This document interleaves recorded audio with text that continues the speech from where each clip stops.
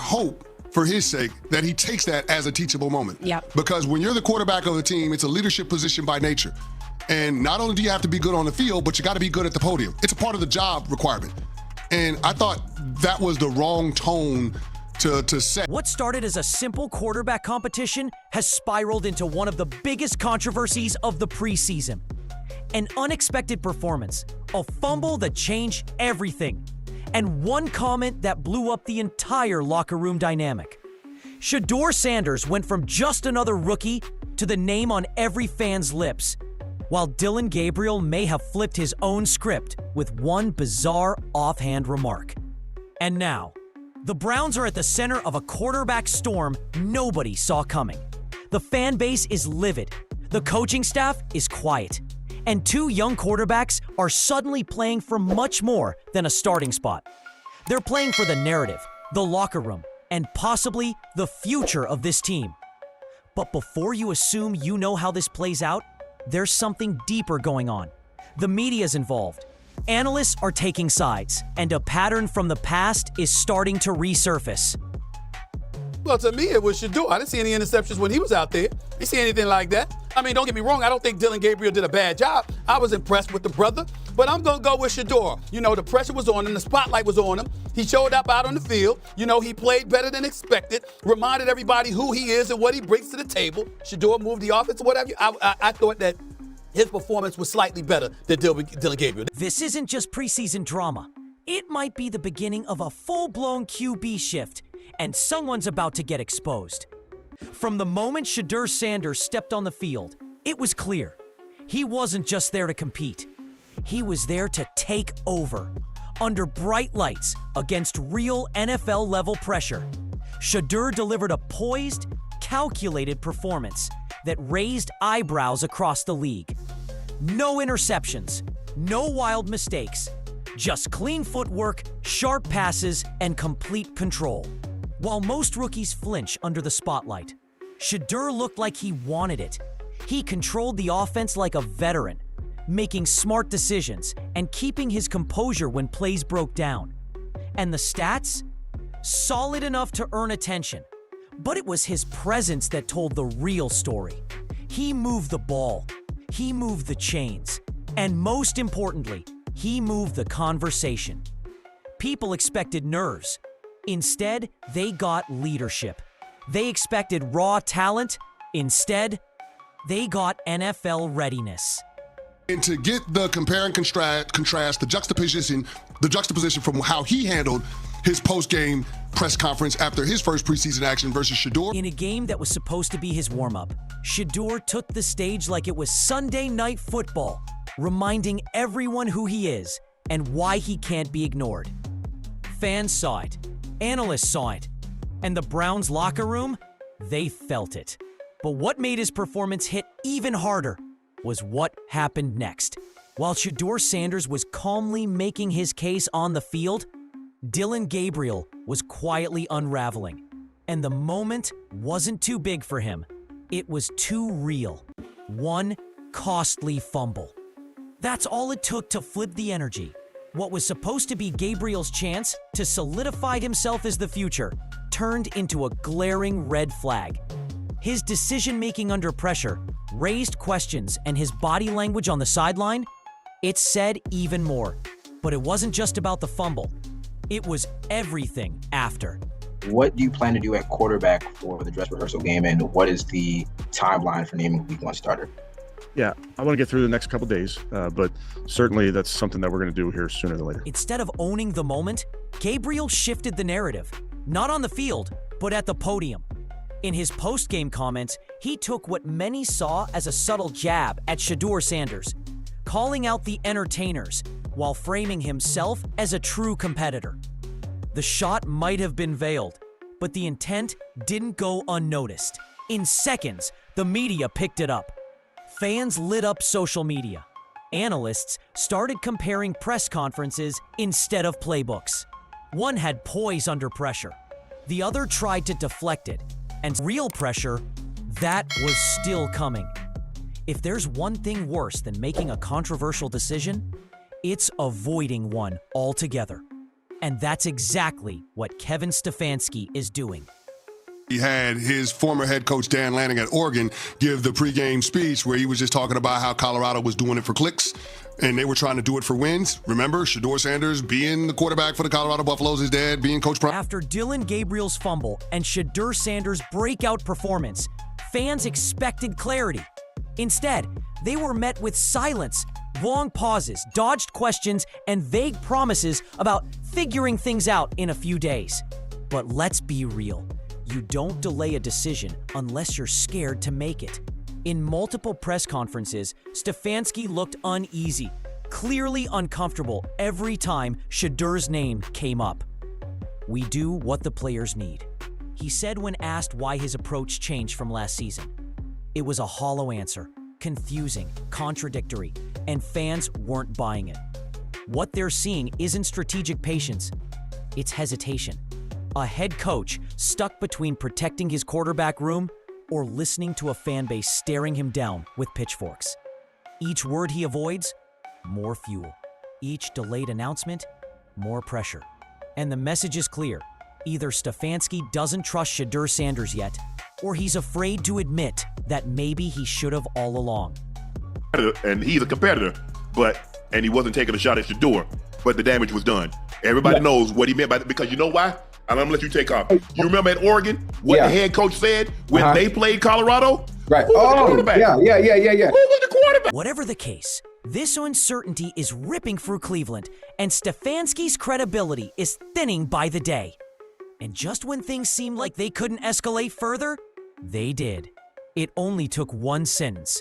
During a routine Q&A, Dillon Gabriel fired off a line that detonated like a grenade.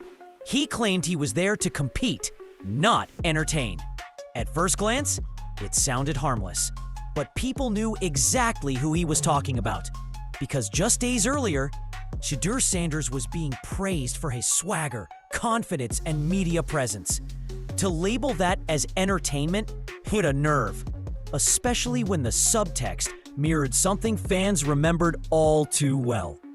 Just last season, Oregon's head coach Dan Lanning took a direct shot at Sanders right before the Colorado game, saying his squad was about wins, not clicks. It was designed to humiliate. And now, Gabriel's words echoed that same energy. The backlash was immediate, it was unprofessional, and the media ran with it. And when Gabriel tried to walk it back, calling it a miscommunication, no one bought it. His remarks had been deliberate, calculated. They weren't taken out of context. They were loud and clear. What was supposed to be a preseason rivalry just crossed the line. The gloves were off. Off-the-field politics were now center stage. And suddenly, this wasn't about football anymore. It was personal. As the story gained steam, it wasn't just the fans calling out Dillon Gabriel anymore. It was the heavy hitters. Chris Canty, an NFL veteran turned analyst, didn't mince words. He called Gabriel's comment deliberate and accused him of trying to throw shade at Shedeur Sanders while pretending otherwise. Tanti pointed out that Shedeur's performance spoke louder than any press conference. And when you see a guy perform on and off the field like Sanders did, you don't take cheap shots. You give credit.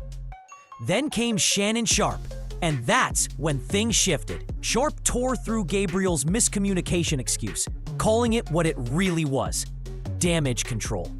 He reminded viewers that words matter, especially when you're the quarterback. As the leader of the team, it's not just about throwing passes, it's about setting the tone.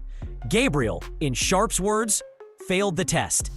Sharpe even connected the dots, bringing up last season's Colorado-Oregon showdown, where Gabriel, then with Oregon, was standing behind a coach who publicly mocked Shedeur Sanders in front of the nation. And now, here we are again. Different uniform, same energy, same target. Media outlets across the board began siding with Sanders, and the demand for answers only got louder. Stefanski was on the clock, and Dillon out of excuses. When the fans start calling the plays, you know something's gone wrong. And in Cleveland, they're not just voicing opinions anymore. They're demanding change. Social media is on fire. Hashtag Start Shedeur is trending. Game threads are flooded with one question. Why is he still behind Dillon Gabriel on the depth chart? At this point, it's not even about preseason wins or stat lines. It's about optics. And to fans, Stefanski's refusal to name a starter feels less like strategy and more like avoidance. The patience is gone. The excuses wearing thin. Videos of Shedeur's performance are circulating online like highlight reels of a 10-year vet, while clips of Gabriel's fumble are being dissected frame by frame with brutal commentary. Even neutral fans, those with no horse in the race, are weighing in, and everyone keeps asking the same thing. What is Stefanski waiting for? Each silent press conference only sharpens the backlash. Each vague statement comes off as spin. And the longer this drags on, the more it looks like a coach who's ignoring the obvious. Cleveland doesn't want a placeholder. They want someone who can lead. And right now, almost everyone agrees that's not Dillon Gabriel. It's Shedeur Sanders. And the volume? It's only getting louder. At first, it was about performance. Then it became personal. But now, it's about principle. Because this story has evolved far beyond just who throws the cleaner spiral. It's turned into a referendum on leadership, accountability, and how a young quarterback handles the weight of a franchise. Not just on Sundays, but Monday through Saturday too. Shedeur Sanders is proving that leadership isn't just what you say. It's how you act when the spotlight hits. In his first real taste of NFL pressure, he didn't fold. He delivered. He stayed composed, and when the mic came on postgame, he didn't throw shade. He spoke like a professional. Dillon Gabriel, he leaned into deflection. Instead of owning his fumble, he shifted attention. Instead of lifting the team, he pointed sideways. And now, after trying to walk back the damage with a weak apology, he looks like a quarterback trying to save himself, not the team. And that's the difference. One QB is earning trust by the day. The other is losing ground with every press conference. Even analysts are saying it now. Shedeur isn't just outperforming Gabriel, he's outclassing him. And with Coach Stefanski fumbling for answers, the writing's on the wall. The fans see it, the media sees it. Even the locker room knows something has to change. This isn't just about who starts week 1 anymore. It's about who's ready to lead a team full time. At this point, even calling it a quarterback battle feels like an undersell. We've watched a rookie rise under pressure. We've seen a vet stumble when it mattered most. We've heard excuses, backtracking, and silence from a coaching staff backed into a corner. And now, here we are, days away from a decision that could define the Browns' entire season, or unravel it. Kevin Stefanski keeps saying he'll make a call in a few days, but no one's buying the act anymore. Because every day he delays, the pressure builds. Not just from fans, but from media, analysts, and even his own players quietly watching it all unfold. There's a quarterback on this roster who keeps showing maturity, composure, and promise. His name is Shedeur Sanders. And there's another giving fans flashbacks to misfires, fumbles, and headlines for the wrong reasons. That's Dillon Gabriel. So now, already proven he's the leader this team needs? Or does Dillon Gabriel deserve another shot to silence the noise on the field? And finally, was Gabriel's entertainer comment truly a miscommunication? Or the moment his grip on this team slipped for good? Drop your thoughts in the comments. Because one thing's for sure, this story isn't over. Not even close.